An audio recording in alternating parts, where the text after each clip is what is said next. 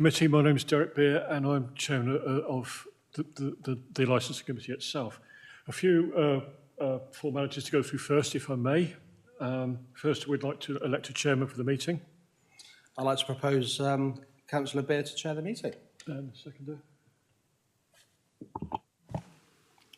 Happy to second. Thank you very much indeed. So if I just go through the introduction of who's here, we've heard, no we haven't. Well, I'm Derek Beer. On my right we have Councillor Craig Monks, Bedminster Area Ward at West. Good afternoon, I'm Councillor Emma Parker and I represent Puddletown and Lower Winterbournes. Thank you. We now go to the officers of the council. We first of all go to the committee clerk. Hello, I'm Elaine Tibble. I'm from Democratic Services. Hello, I'm Phil Crowther. I'm the subcommittee's legal advisor and a colleague here who's just observing.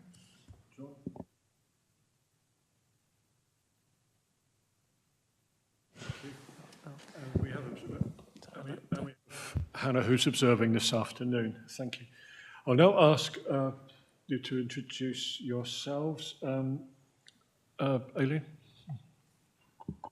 Thank you, Chair. My name is Aileen Powell. I'm the licensing team leader and I'm the report author. And over to you. Would you like to introduce yourselves as well? Thank you. Jane Morrow, and I am one of Sounds Beautiful co-festival directors. Hello, my name is Stephen Norris and I'm also the co-founder of Sounds Beautiful director and also the licence holder for the festival.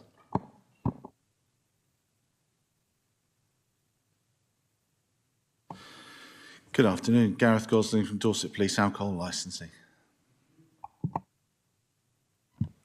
Yeah, good afternoon, I'm Darren Narain, I'm one of the environmental health officers for Dorset Council. And I'm Vanessa Gibbard, one of the environmental health officers. Thank you very much. Just to remind people that the meeting is live streamed, so it's on camera and recorded. Can everyone, if they wish to speak through the chair? Everyone, without doubt, will have equal opportunity to question each other or put their point. So don't worry. We'll make it, do everything we can to make it fair and reasonable for you.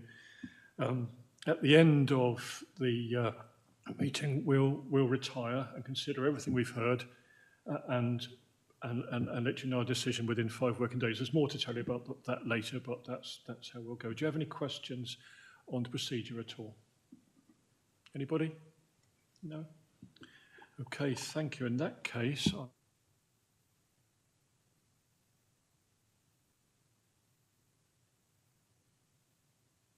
yeah, sorry, do we have any apologies, please? We do. We have apologies from Councillors Shortell and Weller, and they're substituted by Councillors Monks and Parker. Thank you. And any urgent business? No. Sorry? Declarations of interest. Oh, absolutely, yeah. And members, do you have any declarations of interest on the? No. Okay, no. Thank you very much. Cheers. Right, thank you.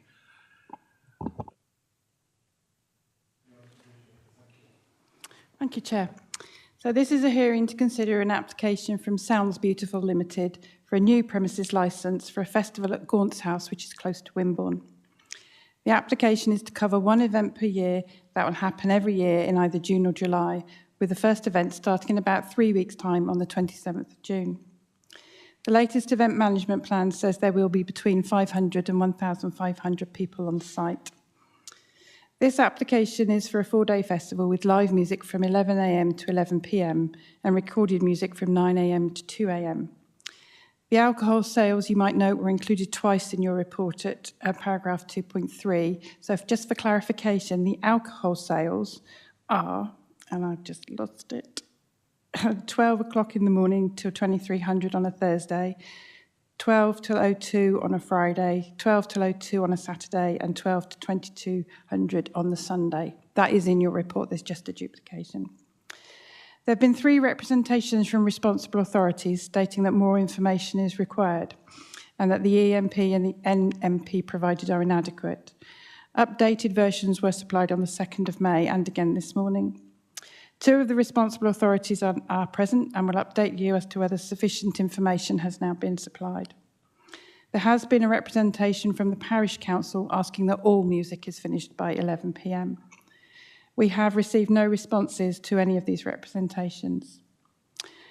I haven't attempted to put out a set of suggested conditions within the report, because normally you would take them from the operating schedule. But if you note on the operating schedule, the suggested conditions were that the event management plan would be submitted and approved by the SAG 12 weeks before the event. And we are now 3 weeks before the event. And from the representations, this has not happened, and there is not sufficient time for it to happen. The hearing for this application has been delayed in order for the subcommittees to be formed by the licensing committee following the election of the new council. But this delay was minimal, and under normal circumstances, this hearing would have been heard about the 23rd of May, so only a couple of weeks ago. Section 7 of the report sets out the options that are available to the subcommittee after they have considered all the information contained in the report, the written representations, and anything that is said at this committee.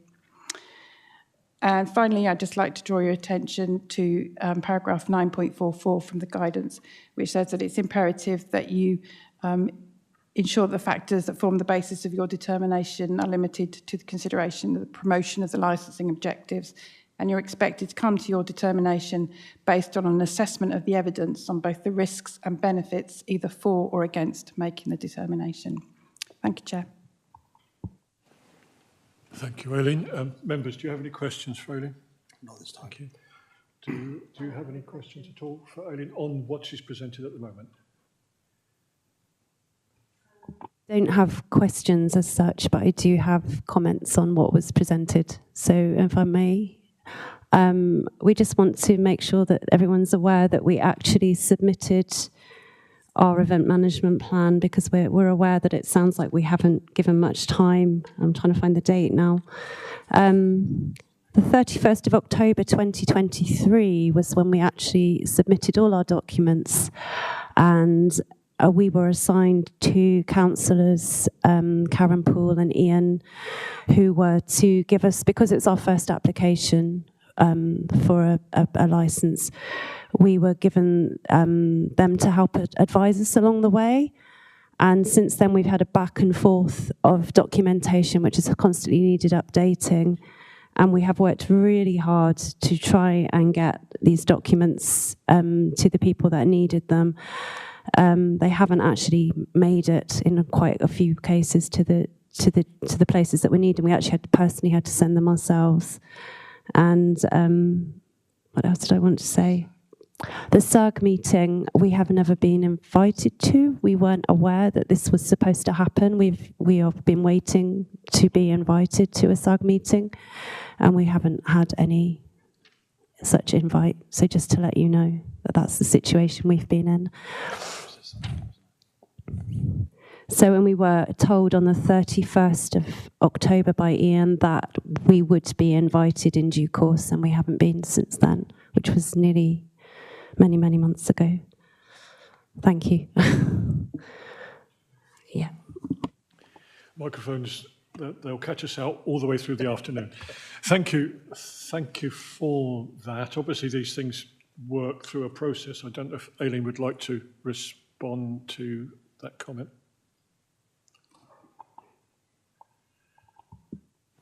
Thank you, Chair. I'm aware that the documentation was supplied back in October. I'm aware to the Safety Advisory Group, and I'm aware that it was circulated, but I can't comment any further than that. I have got John Newcomb, he's available over there. He's actually the manager for the SAG, so I don't know if he wanted to make a comment. Good afternoon, Chair. Can you hear me okay? Yes. Yeah, okay, brilliant, thank you. Yes, so I oversee the work of the Safety Advisory Group, so I'm Ian Carter's manager. Unfortunately, Ian's been off for a little over a month. He's off at the moment is likely to be off for another month. So I'm not entirely sure what the process has been, but Aileen's absolutely correct in as much as the documentation's been received and circulated. I believe that's primarily the basis for the representations from the Environmental Protection Team and the police in terms of missing information. So that certainly has happened. So we haven't made a representation either as a responsible authority for the licensing authority or as a safety advisory group. However, I am here to answer questions, and I'm available if there's any sort of queries in relation to event safety or the SAG process or suitable conditions that might safeguard or promote the full licensing objectives. So even though we haven't made a representation, I'm available as a resource to the committee should that be required. Thank you, Chair. Thank you very much. Did you understand all of that? Sorry, did you hear me? I think it was the event management plan that didn't get fully circulated. That's as far as we know. We know that a couple of people have contacted us to say that they needed it.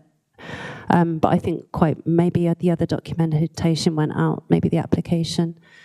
So just to be clear. Okay. Yes. Sorry. Thank you, Chair. So there are two processes at work here.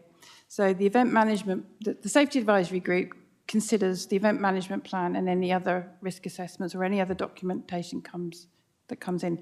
That works kind of like in parallel with the licensing. So the licensing is done by a separate application, and normally there'll be some crossover between the two, but they work separately. So the license application is just the application form and the plan. That is what gets sent out, and that's what gets circulated. We wouldn't normally include event management plans when we send that out, because there's obviously information in those event management plans about quite a lot of detail, and we wouldn't want that getting out into the public domain per se. That said, all the responsible authorities had that event management plan at some point, either from November or when it was updated at the beginning of May, and that is what they have based their representations on. Thank you. Members, you okay with that? Yeah. You okay with that? Okay, thank you. Steve, did you need to add anything at all? No, I don't think.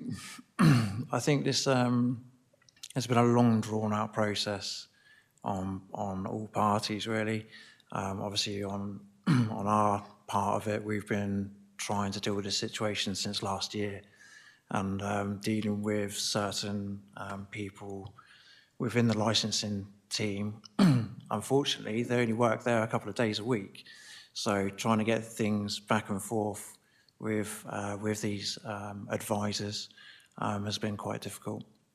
But we have made progress with it. We've done everything what was needed to be dealt with, yeah, I think we've done pretty well for what we've been up against, to be honest. And like I said, with the SAG information, we did, like I say, we received an email from Ian to say that he'll be in contact with us, and that was on the 31st of the 10th last year, to say that he'll pass it around to SAG and they will get in contact with us with a meeting. And again, we haven't heard anything from it. So yeah, I don't think there's much else that we can really add to it, really.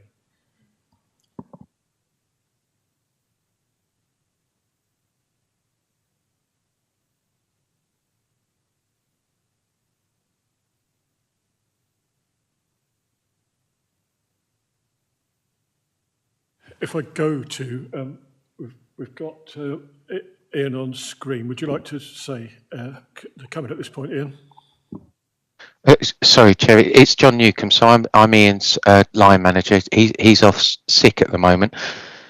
Chair, I think it's probably a good opportunity here just to set out the position of the Safety Advisory Group. So ordinarily, when an event organiser comes to us, it's kind of a rubber stamp process of looking at the event management plans and feeding back in.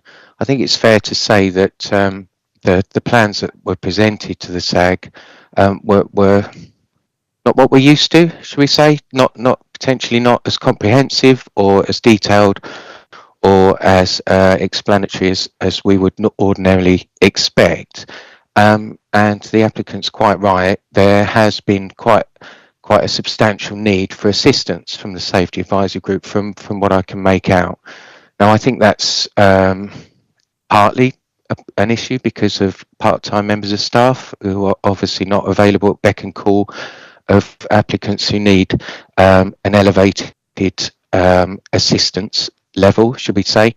However, I am satisfied that we have fulfilled our duties in terms of giving advice to event organisers. I think if you've had the chance to review the event management plan, you'll quite easily see that it is lacking a lot of detail, and it is lacking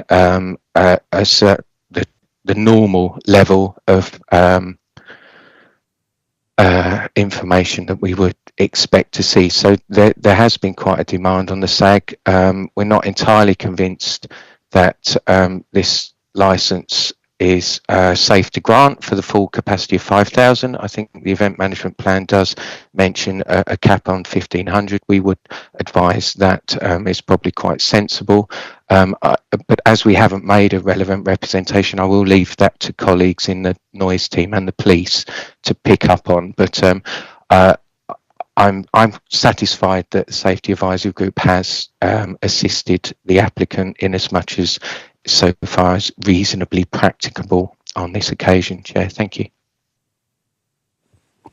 Thank you very much. I ought to now come to those making representations. Do you have any questions for Aileen on the report? No? No? Okay. I've got off.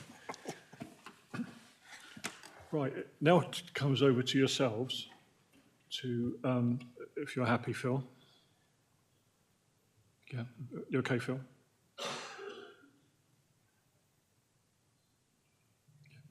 Now it comes over to yourselves to give us an outline of what you want to achieve, what you hope to achieve, and how you might hope to go about it. Tell us all as much as you can about the event, if you would. Thank you.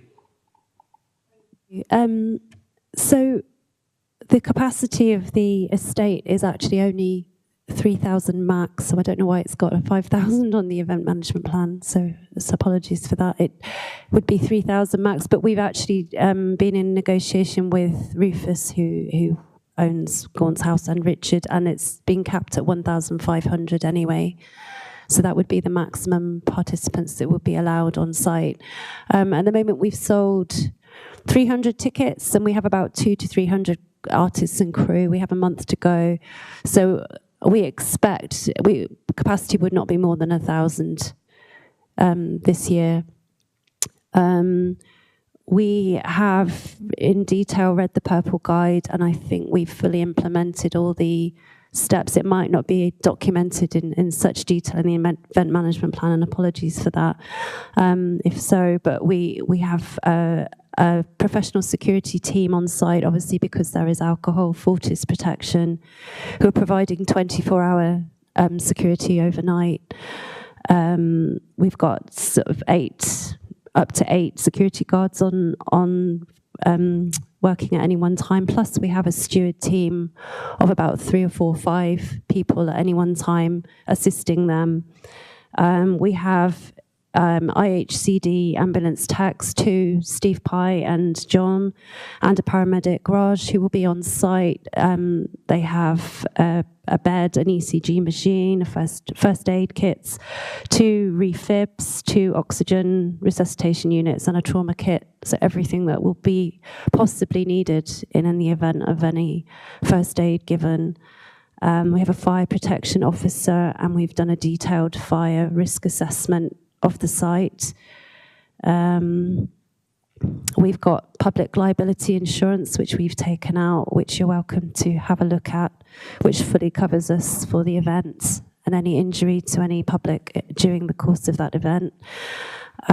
We've been in negotiation with Paul from the ambulance service regarding emergency routes, and have been backwards and forwards to him to make sure that our emergency route is safe and accessible and quick.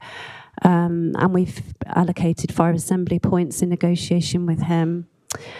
We have responded to, I think there was only one objection to noise that we had. That was the only objection where we had queries, but the only one we're aware of is the noise objection, which was given to us on the requirement that we respond to the questions that were asked, which we have done.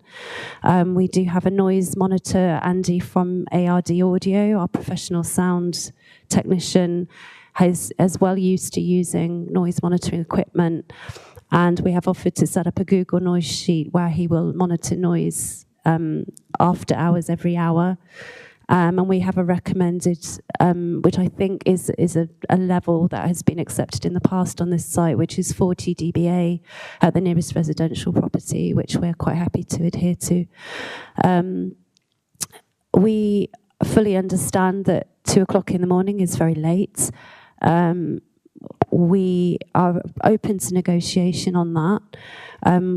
Our request, I don't know, we're not used to the formalities of this meeting, so I don't know what is possible to request in this setup, but we really do request, if possible, to carry on till 2 on the Friday, because we have engaged a DJ who we've spent money on, who we'd very much like to have, and we will be very careful not to overstep noise limits on that night. But the Saturday night, just to be clear, it was just the Friday and Saturday we were asking till 2 a.m. But we are happy to negotiate on the Saturday if the council feel that that is too noisy, as we do understand that it is, you know, we do not want to annoy the public. It's not our intention. We've gone to great effort to make the noise as contained, it's between 2 woodlands, as possible, so as not to disturb the public too much. Oh. Thank you very much, Steve. Would you like to add to that? I think Wendy James actually explained quite a lot about how we are implementing stuff around the site for our attendees and also the general public as well. I don't think there's much else I could add to that, really. She's gone in quite detail with it. I think the main thing for us really is obviously the late night issue is an issue. 2 o'clock is quite late, but as we said, we don't mind negotiating with regards to timings on the Saturday. But I believe that everything is in place, everything's ready, and whatever anyone needs, or if they'd like to speak to us whenever they want, we're quite happy to talk to anyone and everyone and try and get this moving forward so we can get the agreed to go ahead. That's it. Thank you very much, members. Have you got any questions on what we've just heard? I'll say an open question, and I welcome answers from anybody in attendance to the meeting. You made reference to, sorry, I can't quite see your colleagues in the way. You made reference, the information you provided, you made reference to a few points that have been highlighted within a report submitted around numbers and safety access and things like that. I guess my question is an open one to anyone who can help me, because that's not quite in line with some of the information that we've looked at. So I wonder if there's anybody can elaborate on that from, I keep looking at the police, but or members that maybe help us with this. And I wonder if there's maybe a bit of time might be useful to you to clarify that amongst the people here. Thank you.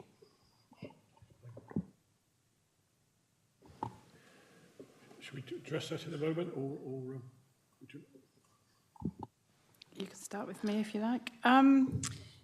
We haven't, the only numbers that we've had available are the 500 to up to 1,500 within the event management plan. That's the only, there's no mention of numbers in the application form.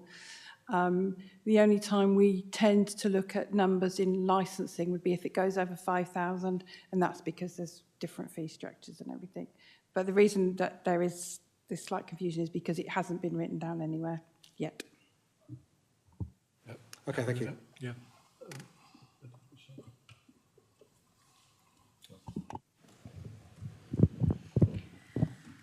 Just to ask about the timing on the Saturday, obviously you said you're happy for negotiation. What time would you change that timing to?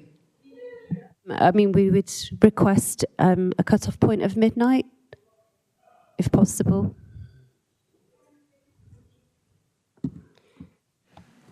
And can I just ask, with just for sort of past history of both yourselves, have you both got experience of running an event like this?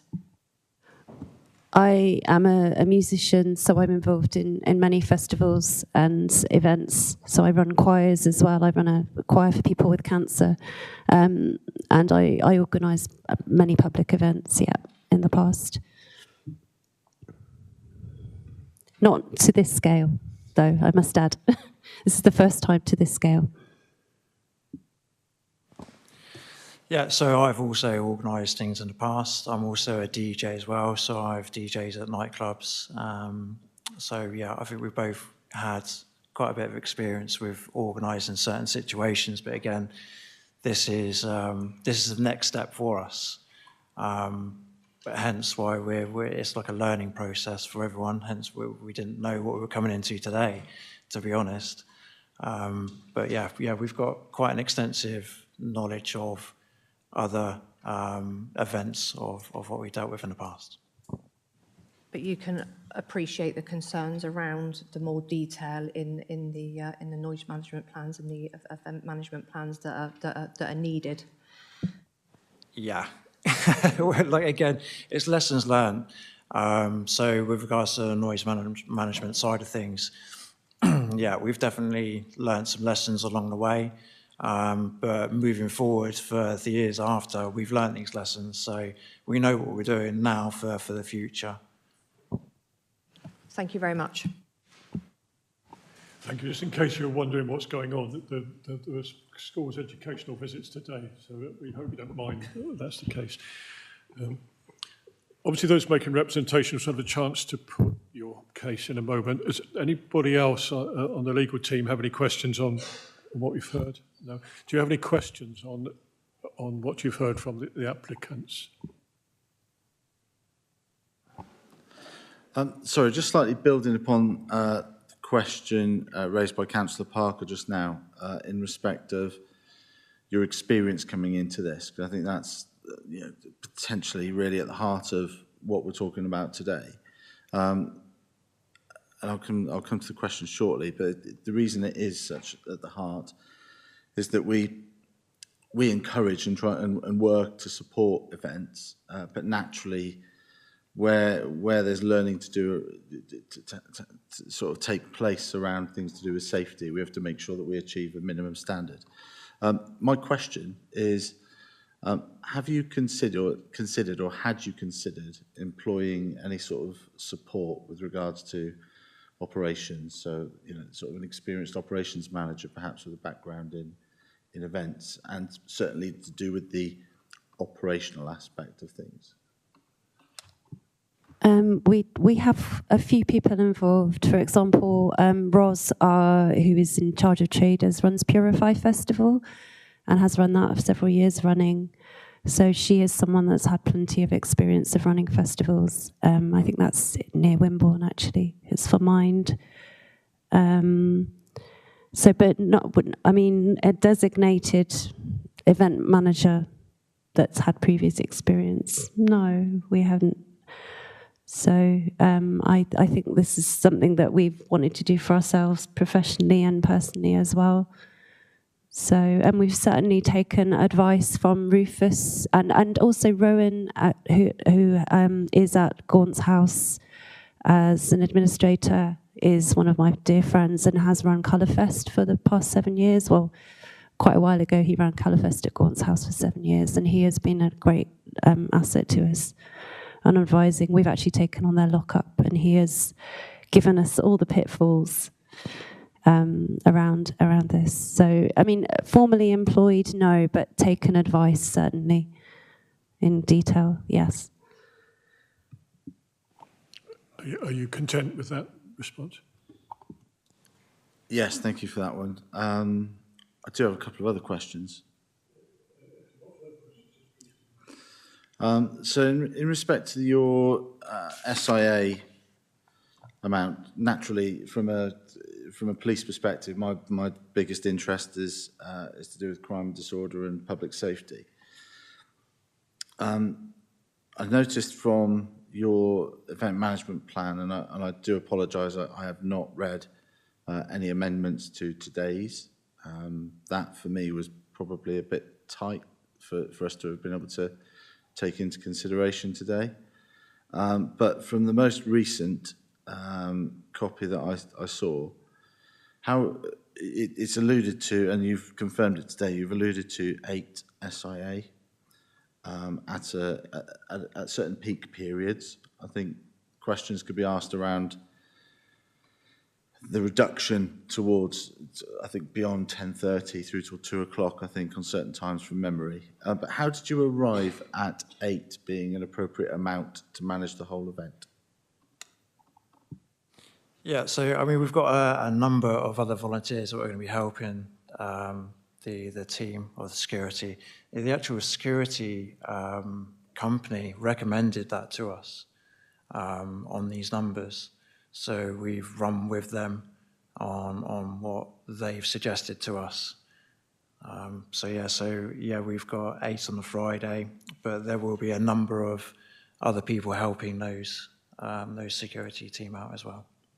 And obviously they'll all be in contact with each other on a separate channel as well. Okay. Can I just ask, am I correct in my understanding from, again, taking it from your EMP, that the SIA will be responsible for bag searches, as well as walking, a degree of walking the grounds, that was mentioned, presence within the festival, and then presumably to deal with any, and there was a mention, sorry, of the bars. That was a key area for them. And then presumably there's going to be an element of perimeter as well. How are you going to spread them out that much? I believe that you're with the original documentation that was sent across. There was 2 bars, but there's not. There's only going to be 1 bar. So that's a reduction. Obviously, with the amount of tickets that have been sold, there's no need to have 2 bars, that's for sure.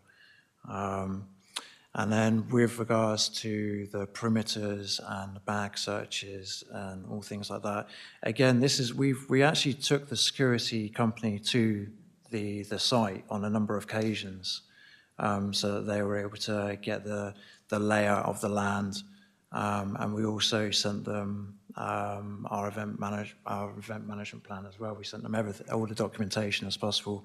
And again, this is what they've suggested to us, that this is what they can do for us. Yeah, I mean, that's all we can suggest to that, really. They're a well-capable company. They've been running for quite a while, and at the same time, they also do a lot of other festivals as well. So, again, we've took their advice because they're the people within the knowledge and in the know of the industry. Okay, thank you. Just 2 more, Chair. Otherwise, I could keep going and going, but I won't. Absolutely. Okay, so let's. Can I just turn to the issue of under 16s now? So I know that there is mention within the EMP around unaccompanied under 16s. Is that right? And could you elaborate on why 16-year-olds are allowed in, but under 16s then have to be with somebody who's aged over 21?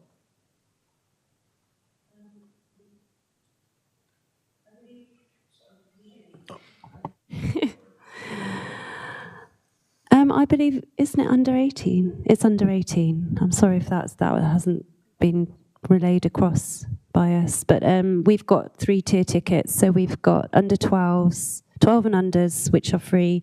We've got 18s, under 18, which must be accompanied, or everyone under 18 must be accompanied by an adult.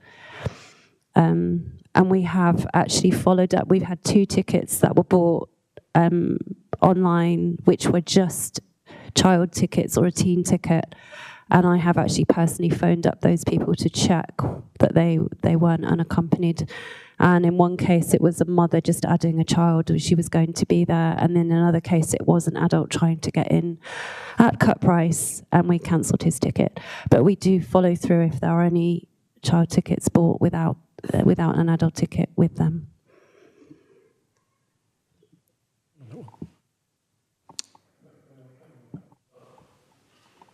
Yeah. Everyone under the age of 18 must be accompanied by an adult, so it could really be a 19-year-old?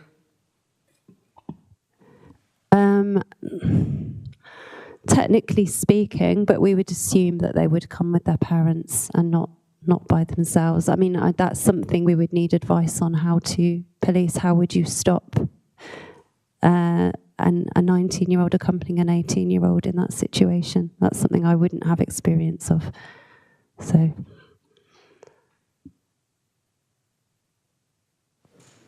No problem. I think just very quickly, whilst it's my opportunity to answer questions, I think in answer to that query, I think it's really difficult, and I've not seen it done before, trying to do that. I think it'd be really quite tough. Just one more, and it's not strictly related to police, but you mentioned earlier in relation to routes to hospital. Can I just ask how and who is intending to convey people, patients, potentially to hospital? Oh, sorry. That would be our, I have to pronounce it properly, IHCD paramedic team would be there, and we have vehicles on site allocated for that task if need be, and obviously they would gauge whether it was necessary to call an ambulance out.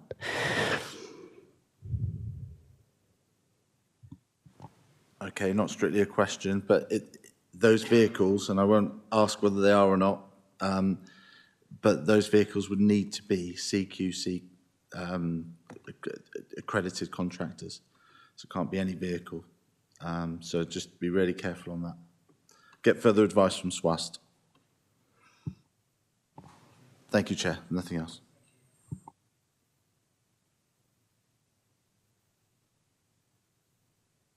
No questions. Thank you. No questions.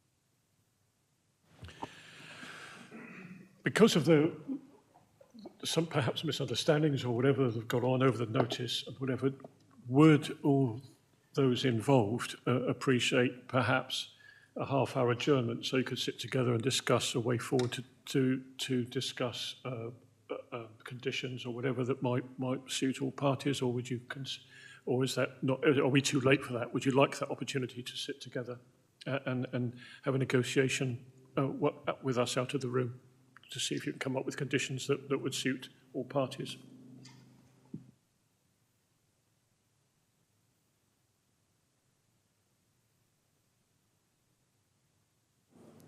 Yes, absolutely, we'd be amenable to that. Yeah.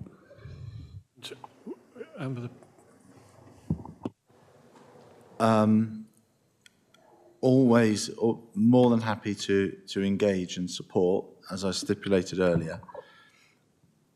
I don't think we would achieve it in that amount of time. I don't think we would get to a point where we could be satisfied and come to you with any degree of confidence. I think that the licensing objectives would be met across the board in every aspect of the event. I don't think we could achieve that. And I'll leave it to my environmental health colleagues to provide there. Would you see an advantage in having a half an hour chat or discussion to achieve a way forward regarding conditions? I think we would struggle to find some conditions with 3 weeks left of the event that would probably be appropriate at this late time. Okay, thank you very much. So perhaps not, Phil.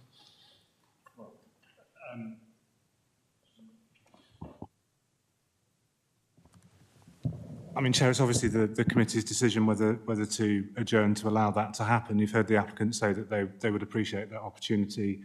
I think Sergeant Gosling indicated he'd be willing to engage in that conversation, but had a concern about how productive that would be. It's a matter for you now to consider whether you think that adjournment would be productive or not. My advice would be, given the applicant thinks it might be, that we ought to at least, you ought to give serious consideration to allowing that to at least be attempted. Thank you. Members, what do you feel? Well, with the applicant wishing to take the time, I see no harm in finding half an hour to see if a conversation can take place. I'd support that.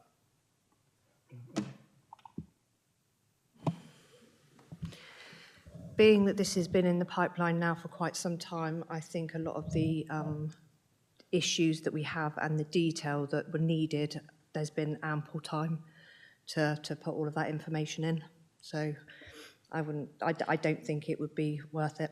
I don't think they're going to come to, I don't think a decision could be made. I just think that the period of time is just too short.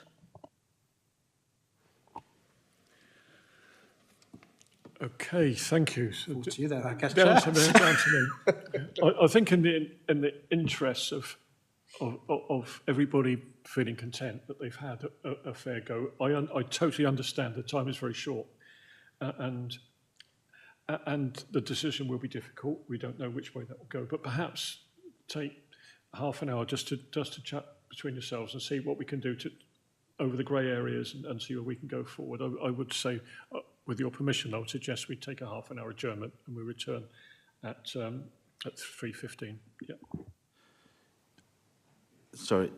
Yeah, from my perspective, and perhaps to build on the points raised by Councillor Parker just then, really this boils down to having a set of licence conditions that would be, as Aileen alluded to in the initial presentation, there needs to be a comprehensive set of conditions that reflect the event and everything to do with the event.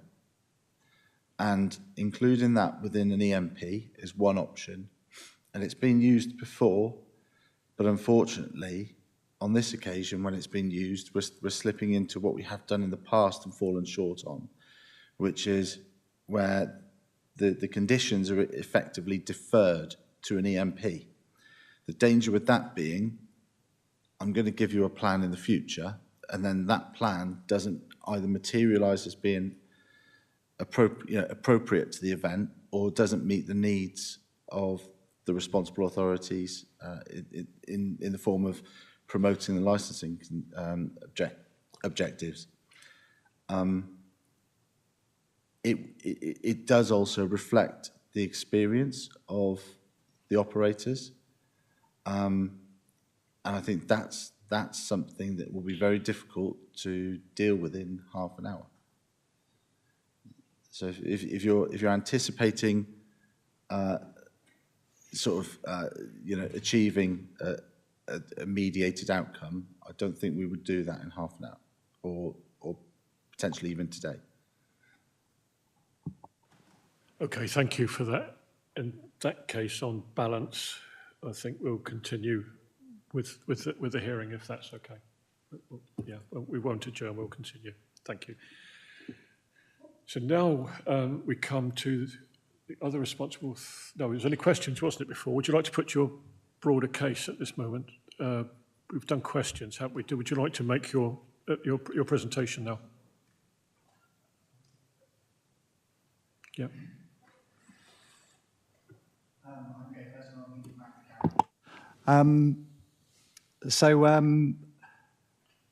It's probably of relevance that there's quite a few events at the same location, and I personally and some of my colleagues have been out to those events to monitor for the noise. at various times. The events have generally, if not all, been smaller than the event that's proposed on this occasion. They have led to a number of noise complaints events at this site. So I think the timescales is what's important here, really. We were consulted back on the application. The application is confusing, and I think it would be useful to clear up some of the timeframes here. I've got an email from October where I think the applicants possibly submitted 3 separate tends to run the event, and were probably given advice from Ian that it was better to put a premises licence application in. And then a long time elapsed. I'm not entirely sure, so I'll stop there and carry on. But what happened was in end of March, we received the consultation for, or the application which we were consulted on. We contacted the applicants and asked for specific details related to noise and a noise management plan. We detailed some of the information that would be required in that noise management plan, and suggested that if it didn't come back to us in time, we would probably make a representation and object to the application. They did write back to us and give us some more detail, but not all the information that we required at the time, and so we maintained our objection. The types of information that was missing, which we did ask for, was the experience and qualifications of the noise consultant that would be used for an event of this size. I've heard a name today, but that was the first time I've heard the name. For an event of this size, we probably need someone to be a member of the Institute of Acoustics, so they could give advice to the applicants on how the noise could be managed. It's not really for the council's environmental health team to be advising on how the event should be run. We're here to look at what's proposed and comment on that, as you know. For example, the noise management, map showing the nearest noise-sensitive properties was incorrect. There's houses in between where they said was the nearest noise-sensitive property. There's some closer. They didn't look at some that were in different directions. I mean, if the wind's blowing from the north, then just because it's 50 metres further away, but it's the other direction, it's worth noting. It just didn't give us any confidence. It mentioned 40 decibels at the nearest noise-sensitive property, but didn't give a time on that. 40 decibels at 8, 9, 10 p.m. might be okay, but at 2 o'clock in the morning, 40 decibels certainly wouldn't be okay. And there was no time mentioned on the plan. It was just various details that were lacking from the plan that just didn't give us any confidence. And so we maintained our objection. And I'm aware, because I saw some more detail put to that noise management plan, which I got today. And I haven't had an opportunity to read it for this meeting. And so that's why we maintained our objection. We just don't really have the confidence with the detail that's been offered in the noise management plan that this event couldn't be run and could still potentially cause a public nuisance. So we maintained our objection. Thank you. Thank you. Members, do you have any questions? No.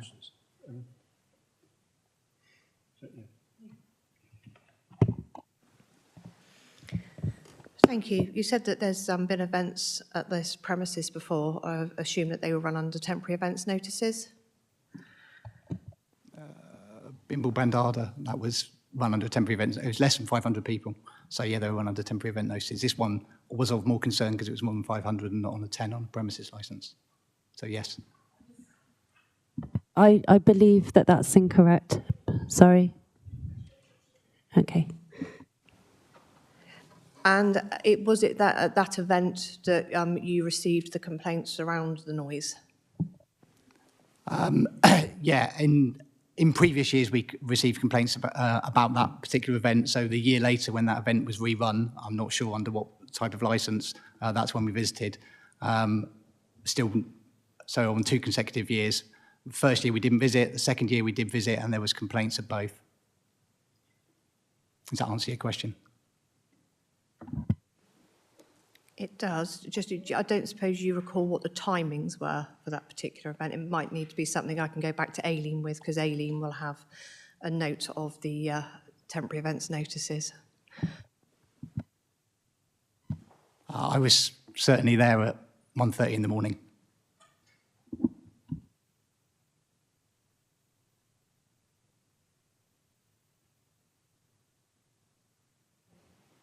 Would you like a few minutes to look that up, Aileen? Okay. So Bimble Bandada, I can never say that one. That's actually got a premises license there now. I think it was Tens before that. So the timings that runs to, live music till midnight, recorded music is also supposed to be just till midnight. Oh no, they've got 24 hours, I do beg your pardon. They go, so they could go up to any time in the morning for recorded music. The live music is also slightly 24 hours as well. So, yeah. Did I feel you had a point to raise or a question on what was brought forward? Oh, sorry, I was just going to intervene to say that they do actually have a premise license now, because we've spoken to Rufus about it, and just to mention that they are 3,000 capacity. They are much larger than we would be, much, much larger. Are you happy with that response? Yeah, of course. Sorry, I didn't know the detail. That event had been running for a number of years and built experience over time, and learnt from previous years. And did noise monitoring and provided a noise management plan to a much higher degree than I have in front of us today. Thank you. Any more questions, members? No? Sorry, did you? Yeah, please. Respond as well. Just, can I also respond to a couple of things as well? Okay, so with the regards to the site map and where the points are for sound monitoring, we actually did a point at the stage of the dance stage from there to the nearest property, and that was using Google Earth, and that was mapping out where the nearest property was. And the property that we marked out was actually closer to where the stage and where the sound was coming from. If the stage had been a bit further back, or if it had gone to a different area, yes, there are other houses which would have been directly for that. So that's in response to that one. What else was there? With regards to the with our experience, as the gentleman said just a minute ago, the festival that we were talking about just a minute ago, they've been running for a number of years, which means they've built up their experience. Well, we would like to do the same. We would like to run for a number of years and build up our experience. But the only way that we're able to do this is by negotiating and talking to each individual and moving forward so we can actually get this up and running, really. Understand what their points are, and then we can deal with those points and move forward with it. We're not the sort of people what will take information on and not deal with it. We're the sort of people that if you tell us something what needs to happen, then that's what needs to happen. And then just to move forward so that we can build on our experience and to get to know you guys with regards to what you do and how you work. A lot of the questions and doubt has been over the quality of the documentation which has come in. And obviously, all of us learn day by day about how to achieve things in life. Do you feel then that perhaps with negotiation you could actually dot the I's and cross the T's on what you put in, perhaps? Yeah, of course. Yeah, 100%. I mean, myself, I'm dyslexic. So when it comes to paperwork, I'm not that great on certain points. But yes, if they've got certain points that needs to be put into that documentation, 100%, we can get that in the documentation and we will abide by those rules and regulations of what needs to happen to get the event going. Any more comments from anybody? No? No? Emma? Sorry, yeah, please.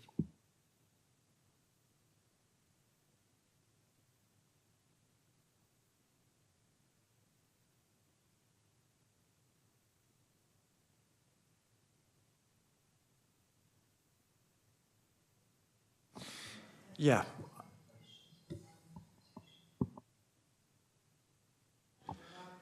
No questions for environmental protection.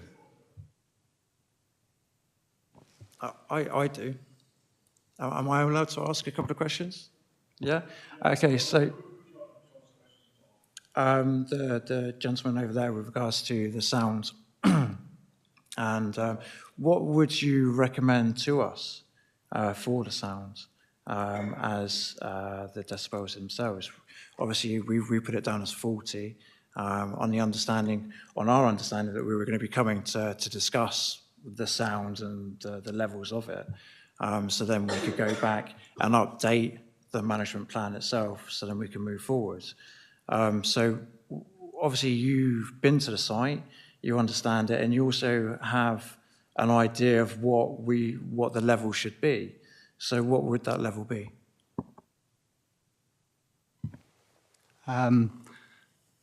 I'd be bad to say that the level should be a level that doesn't cause a public nuisance. The problem is the weather changes, that I don't know anything about your music system, what type, the genre of music, and how bassy is the music. I can't sit here and give you a figure now. Perhaps if you asked me 12 weeks ago when the SAG gave you a deadline for submitting the information, I might have been able to provide that information. Okay. You said you had 2 questions. Any more?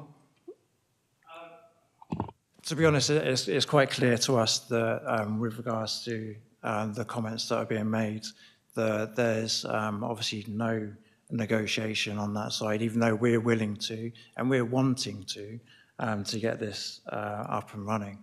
It's quite clear that there's a barrier there from their side.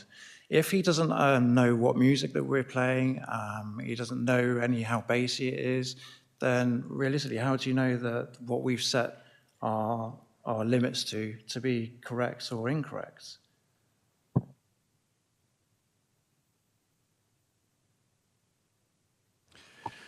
There is it's been quite. It's written down that there is a timetable and a program for how these things work, and I think we've gone beyond that. But this afternoon we're trying to find a way forward for everybody. But I don't think anybody's been particularly difficult. What they're doing, everybody in the room has rules to deal with, and they're working within those rules and those guidelines for the protection of you and the public and indeed the event. So I wouldn't say it was people being obstructive or unkind. It's basically there are guidelines we all work to and rules and a timetable we all work to, and that's where we are. We're trying to find a way forward to make it to accommodate everything that's being spoken about. But it's as I say, there has been a timetable laid down. Maybe there might have been misunderstandings along the way, but we'll just see how we go for the rest of the afternoon and work forward, if that's okay. I appreciate that.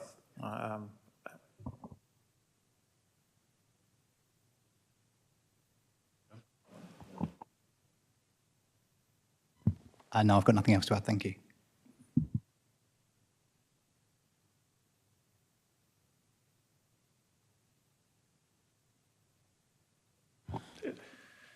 If everyone's clear with questions, is there more questions for anybody? No. No. Just reports from you. Sorry, sum up. No, Gareth. So Gareth for the police department. Oh yeah. Sorry, yeah. I thought you'd done that. Sorry. No, he over hasn't. to you. He has a question. Yes, no problem.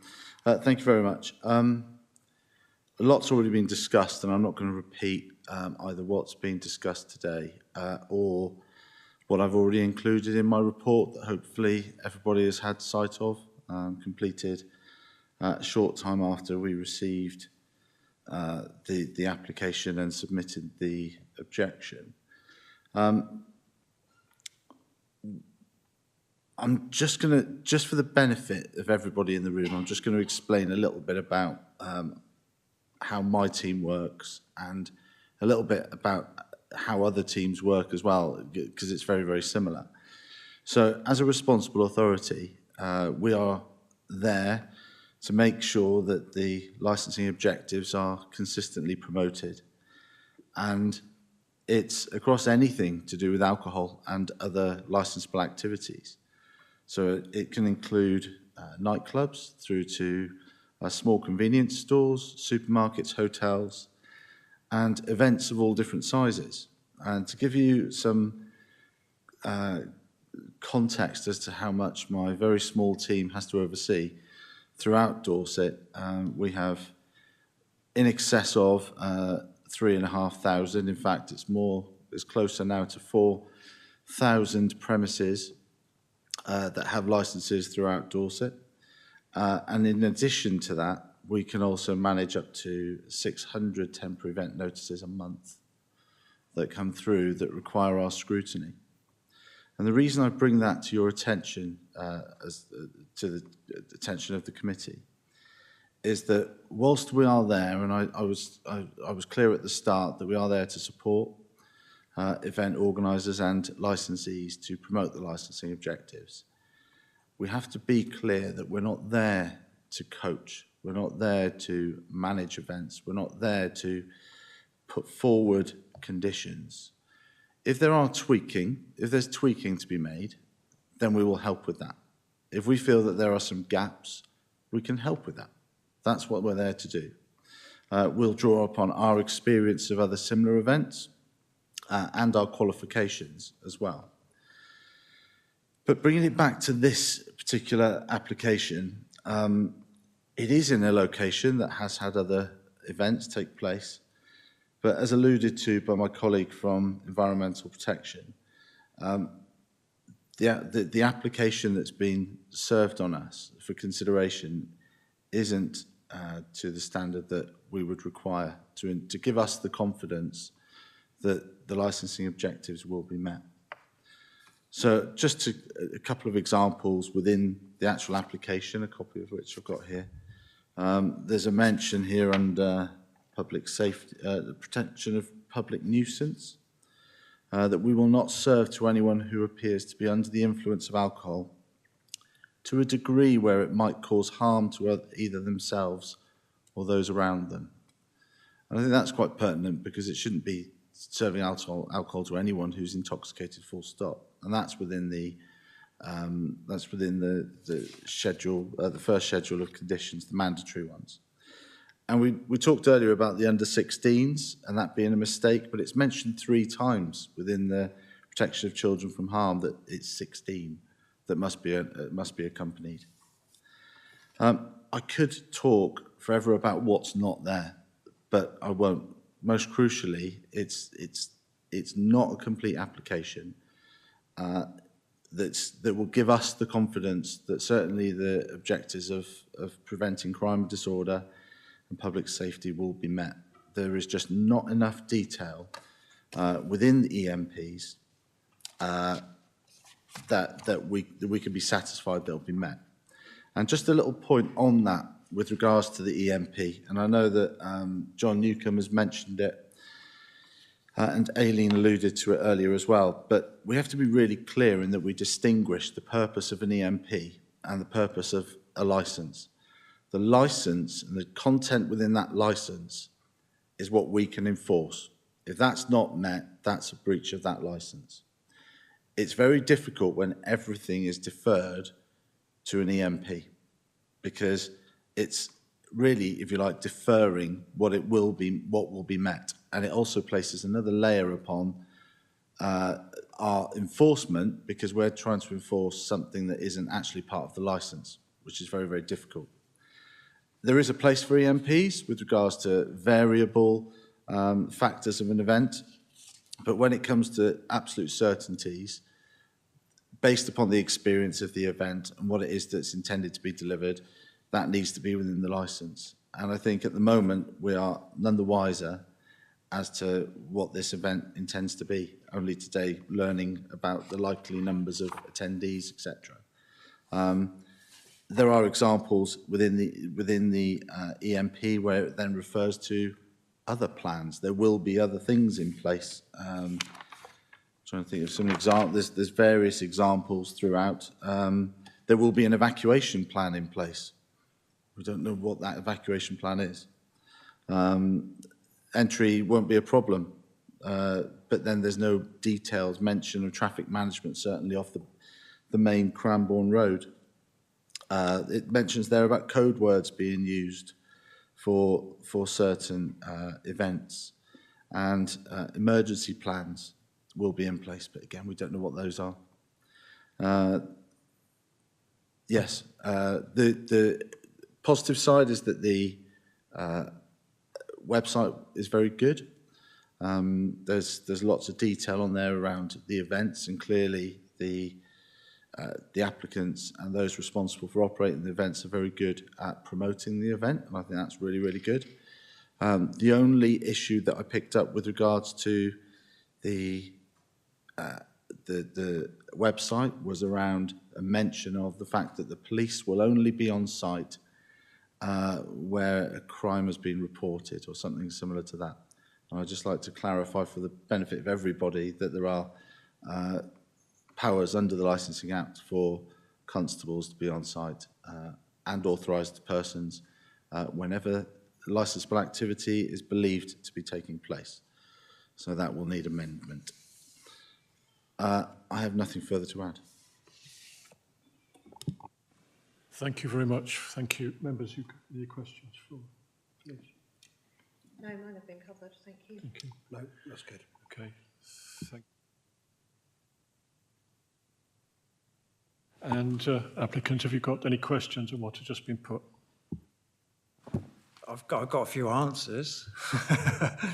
I'm not too sure about the questions. I mean, with regards to the security codes, that was, for example, if a child gets lost, we would actually be putting on their wristbands underneath a code so that if a parent phones or a child gets lost, it would have their phone number and so that the we know that we're giving that child back to the correct person.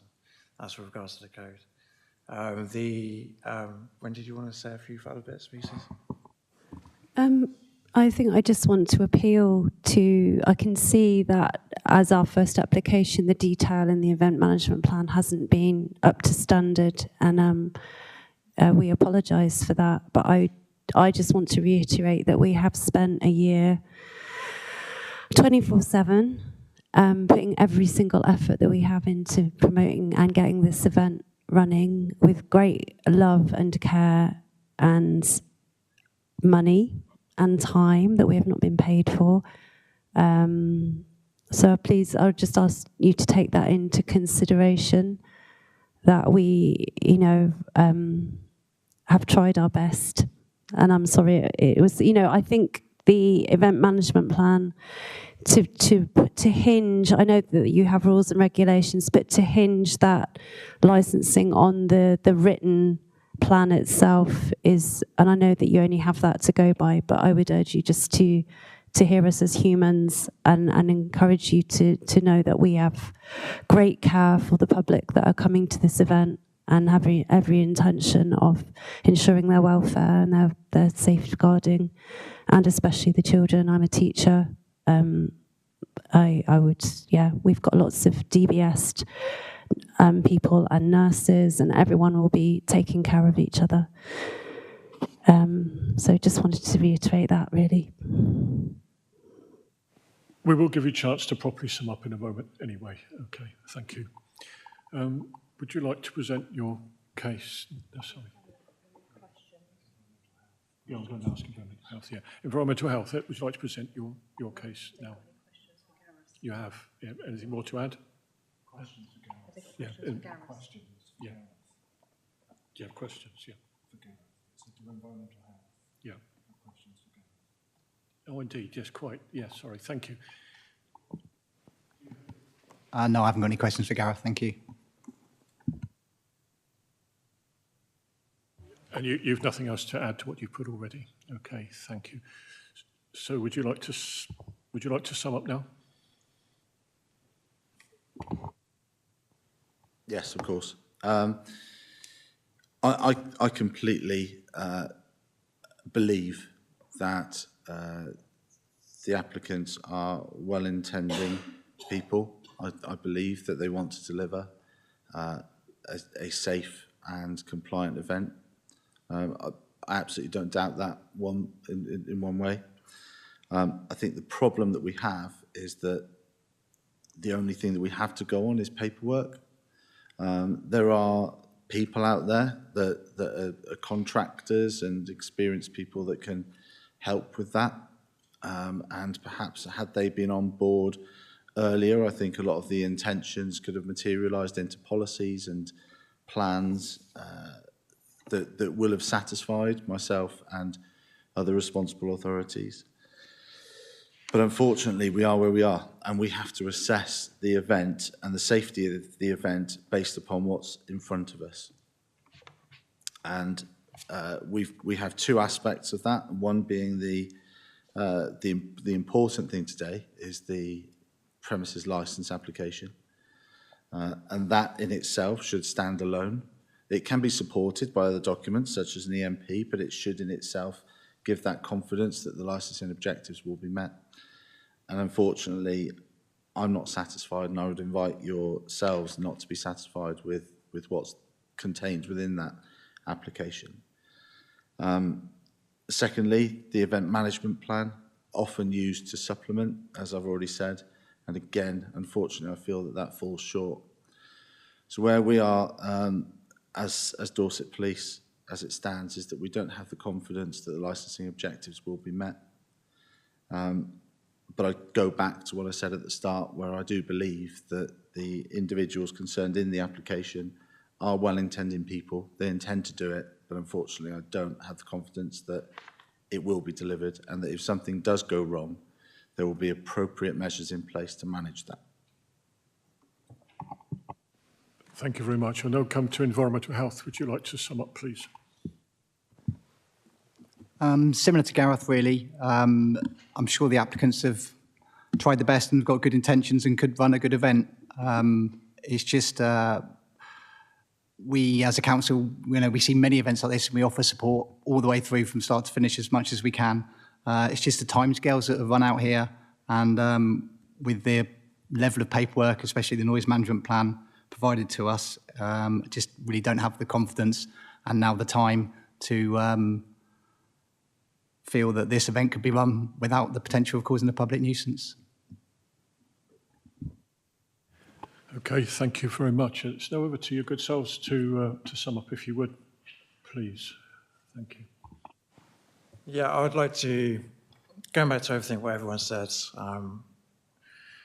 with regards to our event management plan, again, apologies that it's not come to their standards of what they're used to or what they've seen. It's something we'll definitely be working on for future reference, 100%. With regards to the event itself, I mean, we've got team members within our event that are highly qualified, a lot more qualified than most events, due to the fact that this is going to be our first national event. With regards to our security team, they run a number of festivals and they're highly clued up on what they're doing. With regards to the first aid side of things, again, the guys are paramedics and all the equipment that they're bringing with them. We had a conversation with him today, and he said that the equipment and the knowledge of what is coming to our festival is second to none. He hasn't even seen it at some of the larger events in Bournemouth. With regards to the sound monitoring, again, it may not be wrote down on a document. Again, we were under the impression that when we came here, that's something what we would be talking about. We didn't realise it was going to be so in-depth. So hopefully we've given as much information as possible on our side of things. But when it comes to the sound side of things, again, we've got a company which has been doing this for a number of years and has been dealing with sound. They deal with Boomtown, which is a massive festival, and they are going to be dealing with the monitoring side of things as well. So in place, in the actual festival itself, we've got a number of people who have been within the industries for a number of years and have the qualifications and the understanding of how a festival should feel and be safe, secure for not just the people inside the festival, but also outside as the general public as well. I can just, again, apologise for the paperwork side of things. That's something which we will definitely look into. But in the meantime, I just hope that you can take on board that it's not just us that are going to be dealing with this festival. It's actually a whole team of people who are dealing with the festival. And those people within the team are highly qualified. Thank you very much. Wendy, would you like to add anything? I just reiterate what Steve said, really. I think that's all we could do today is just to help you understand the things that we have actually put in place. I think we've gone into quite depth today at the different organisations, professional organisations we've engaged. And I don't think we can do any more than that, really. So thank you for your time. Well, thank you very much, and thank you for what you've gone through. I realise from what you said it's a little different to what you expected. Can I? Anything else you want to add at this moment? Sorry. Just Aileen to sum. Oh yeah, sorry, Aileen. Did you want to sum up? Sorry, forgive me. Thank you, Chair. The only thing I would say to you is that the guidance says you must look to your responsible authorities as your expert on matters, and that's all I'd like to remind you of when you're taking your decision. Thank you. Yeah, sorry, Eileen, I missed you there. Yeah, so thank you everybody for attending this afternoon. We'll go away, take on board everything we've heard from all parties. We hope that everybody feels it's been a fair and reasonable hearing. The outcome will be delivered to all parties within 5 working days. That's the intention. Should anyone not agree with the outcome, then you do have right of appeal to the Weymouth Magistrates Court. Pardon? It's Paul Magistrates Court. Paul Magistrates Yes. Court. Oh, forgive me, I thought it was Weymouth. Yeah, to Paul Magistrates Court within 21 days. Okay. So thank you very much for your time. Thank you for coming. And so we've all learnt, every day we all learn something, don't we? I know that's not much help, but we learn as we go through life. But thank you very much. We will now retire with the legal officer, and we'll reach our decision in private. Thank you very much.